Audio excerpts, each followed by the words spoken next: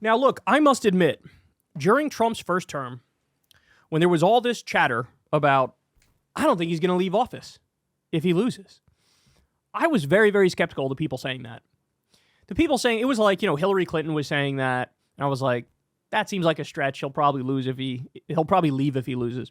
Bill Maher had said that, and I was like, I don't know. You guys sound kind of hyperbolic right now. I don't think I buy this. I think if he loses, he's going to go away. But there were some people saying, look, it's just who he is. This is his character. He can't hold an L. He just can't do it. And so he'll throw a tantrum and try to fucking cling on to power.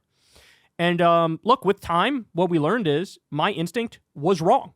I was like projecting my own level of sanity and social norms. I was like projecting it onto like everybody. Like anybody in that scenario is going to fucking abide by the rules, right? Not true. No.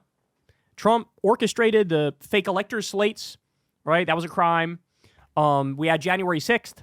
He was on the phone calling people even after the violence on January 6th saying, do not certify Joe Biden. He tried to hang on to power.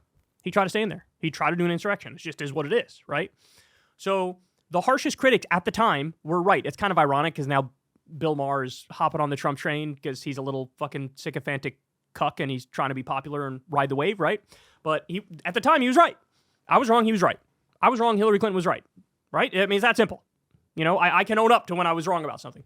So ever since then, now I take a mental note, right? And I'm like, so now when I hear a criticism of Trump or a prediction of some unhinged shit he's going to do, I'm always much more hesitant to be like, you're being hyperbolic. Because I thought they were being hyperbolic back then, and they weren't. They were right. And he did the shit that nobody really thought he would do. That most people thought, he'll abide by the rules. So now, just the other day, we had Andy Ogles, I believe, Republican congressman, comes out, proposes a constitutional amendment to allow Trump to run for a third term. Now, the way he crafted it was incredibly weaselly because it excluded Obama from running again. So Obama already served 2 consecutive terms. And so they said, if you serve 2 consecutive terms, you can't run again. But if you serve 2 non-consecutive terms, you can run for another term, right? Basically laying the groundwork for the thing that in people's heart of hearts, if you're a liberal or a leftist, in your heart of hearts, one of your biggest fears is he's going to want to just stay in office till he dies. He's going to want to be a dictator, right? He just does want to be one, Trump. And so this is a Republican congressman. I mean, he's probably doing it to curry favor with Trump and to say, look, sir, I love you more than anybody, so do make me a star and do favors with me. Like, I'm sure there's other angles to it too. But also, we're now off to the races, where all the Republicans and all of MAGA, it's like a competition. Who can be the most beta and who can suck up to Trump the most? One of those things is we want you to stay in more than 2 terms, right? So I tell you that to now show you this. By the way, Trump is still doing rallies. Why are you doing rallies? The only reason to really do a rally is I want to keep building public support, right? It's because I want to use that to remain in power and execute my agenda. That's why you do rallies. So he's doing rallies. It's funny, too, because I remember when he said, during a rally, this is the last rally I'll ever do. And then now he's doing them again. What? So already that's weird. That's like red flag. Why are you doing it? Are you trying to start campaigning again now for an inevitable 2028 run? Is that what you're trying to do? Right?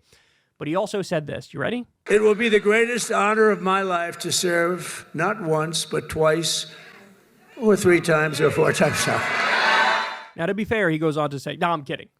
You didn't see it in this clip, but he does go on to say, no, I'm kidding. One more time. The honor of my life to serve not once, but twice, or 3 times, or 4 times now. I think he wants to stay in. Whether or not the circumstances will coalesce to allow that to happen is a separate question, but I think he wants to stay in until he dies. I think he wants to be president until he dies. And I think if they see a window where they can try to do that, I think he's going to try to do that. I know that sounds hyperbolic. I know that sounds crazy. But it sounded hyperbolic and crazy when people said in 2017, hey, he's not going to leave if he loses in 2020. And those people were right. Now, here's the thing. We are phenomenally lucky because the language is clear that no, you can't serve more than 2 terms. That is very, very clear. But the right is trying to make this weaselly argument of, no, but if you didn't serve 2 consecutive terms, then you can serve a third to get 2 consecutive. You see what I'm saying? They're trying to make that argument, but I think that argument's going to fail. In the same way that Trump tried to use an executive order to end birthright citizenship, and Republican judges immediately stepped in and said, this is the most wildly unconstitutional thing I've ever seen. It's struck down, right? So I think they're going to try. To get him to stay in longer. But I don't want to be naive here, but I think hopefully this is one of those issues where the language is so strong that even with their best efforts, they're going to hit a brick wall. Because then if the courts uphold the Constitution, then their only move would be, okay, let's try to do a constitutional amendment, which is what Andy Ogles tried to do with his proposal. But you need 2/3 of Congress. You're not going to get 2/3 of Congress. You can't. They don't have those. There's nowhere near those numbers, right? So I don't know, man. But you already see the signs, right? And then I guarantee you he'll keep saying things like this throughout his time in office. You'll have Republicans keep clamoring, no, we do want him to have a 3rd term. But look, as I pointed out, this happened with Bush and Cheney. They won in 2000. They won in 2004.